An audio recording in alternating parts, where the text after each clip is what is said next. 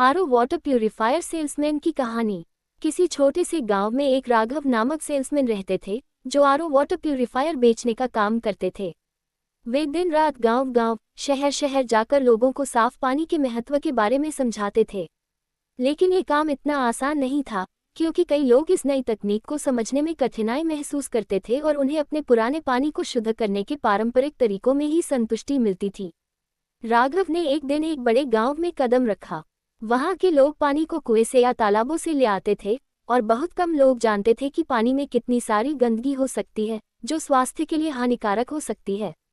राघव ने गांव के सरपंच से मुलाकात की और उनसे कहा, सरपंच जी, आपके गांव में बहुत से लोग पानी की शुद्धता के बारे में जानकारी नहीं रखते। आरओ वाटर प्यूरिफायर से उनके स्वास्थ्य में सुधार हो सकता है। सरपंच ने सोचा, क्या ये सच में काम करेगा? फिर उन्होंने राघव से गांव के कुछ घरों में प्यूरिफायर लगवाने के लिए कहा। राघव ने इसे चुनौती के रूप में लिया और उन्होंने ये तय किया कि वह लोगों को इस तकनीक से जोड़ेंगे। राघव ने पहले एक बड़े परिवार के घर में आरओ वाटर प्यूरिफायर लगाया। कुछ दिनों बाद उस परिवार ने उसे धन्यवाद कहा।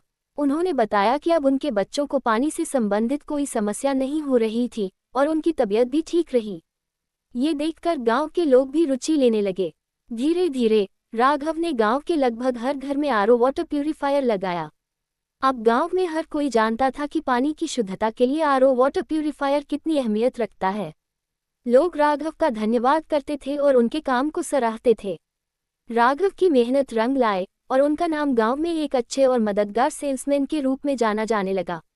उन्होंने ये साबित किया कि अगर किसी को सही जानकारी दी जाए तो वह नई तकनीक को अपनाने से नहीं हिचकेगा। इस कहानी से यह सीखने को मिलता है कि किसी भी नई चीज़ को अपनाने के लिए लोगों को सही जानकारी और समझ की आवश्यकता होती है, और एक सेल्समैन का कर्तव्य है कि वह इसे सही तरीके से लोगों तक पहुंचाए।